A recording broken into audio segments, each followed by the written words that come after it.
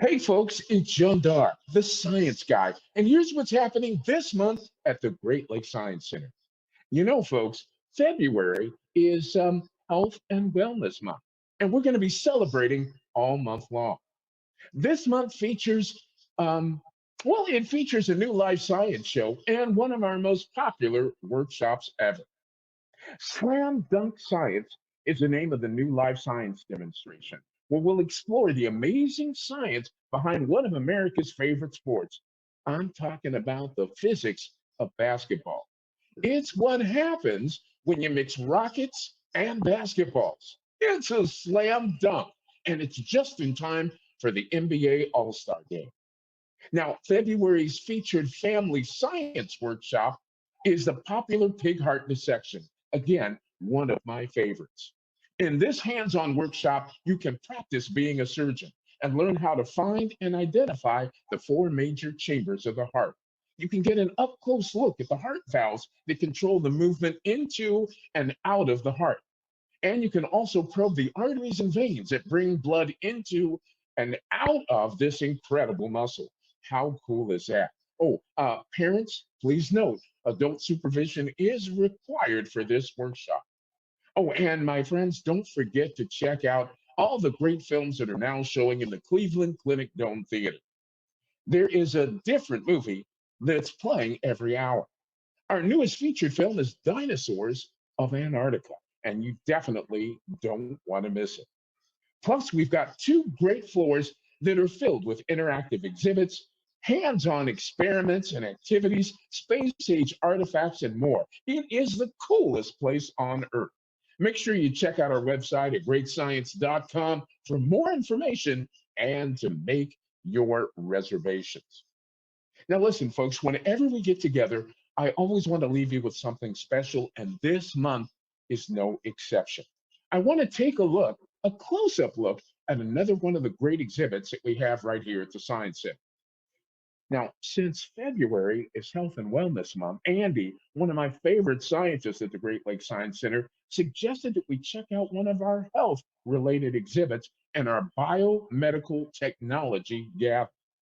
Now, Andy is in the gallery right now. So let's go down and find out what exhibit he wants to show us. Andy, over to you, buddy. Hi, Jandar. I am here in our Biomedical Technology Gallery, and I'm here to highlight our DNA exhibit. We have DNA with us all the time. Everyone's DNA is different, and the reason why everyone's DNA is different is because of the way these little pieces combine. Now, your DNA is not nearly this big, but this is a great model that we have here. So this is A. I have some more here, T. These will only connect to each other. There are other ones. There's G. That does not connect to A. You can see there's a lot of wiggle room there. So that's accurate to the way it is in DNA. T will only connect to A to make that set of genes, and you can combine them like that in our exhibit here to make a double helix. So G and C, they connect to each other, and you can build a double helix here and make your own small little DNA strand. Is that a double helix behind you, Andy? Why, yes. Yeah, so this is more accurate representation of what DNA looks like. Oh. And they call it a double helix because it's coiled on one side, but it's also coiled on the other. And the two of them connect in this twisted ladder. So the rungs on the ladder is what you're working with here. Yep. And these orange parts are that band on the side. Those are like the handles, the rails of the ladder. Gotcha. Yeah. So everyone's DNA is different, like I said. In fact, this little piece, there's 13 slots here, and there's 4 different combinations for each slot. So that is about 67 million. Whoa. Yeah, 67 million different combinations in this little section alone.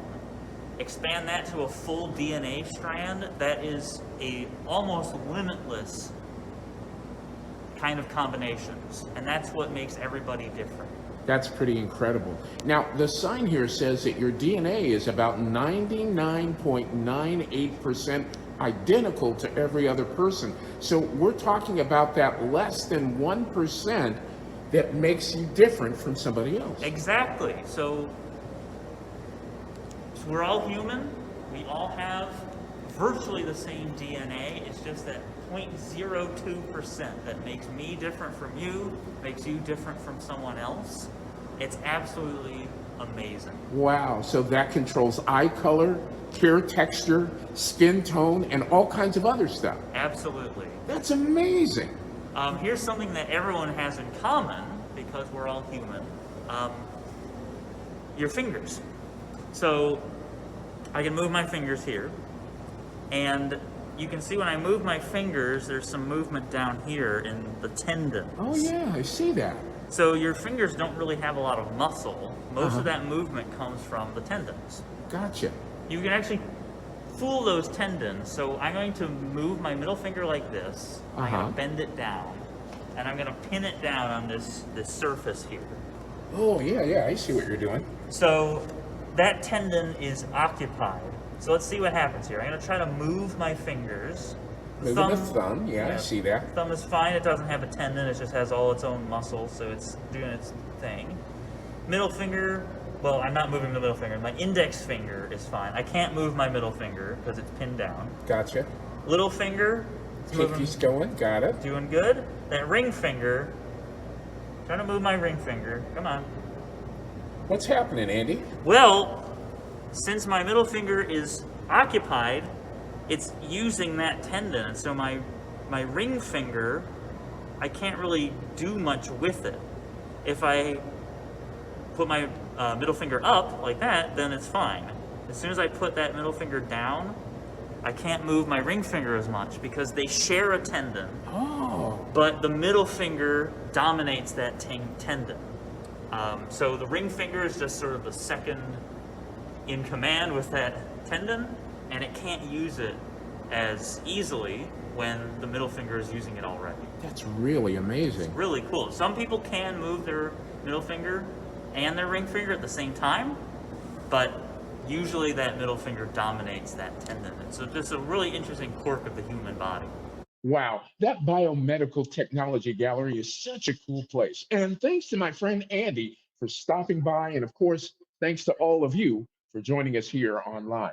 Again, be sure to check out our website at greatscience.com for the days and times of operation and for the latest updates on our health and safety protocols. We hope to see each and every one of you sometime this month at the Great Lakes Science Center. On behalf of Andy and the rest of us here at the Science Center, remember to be safe and to stay curious.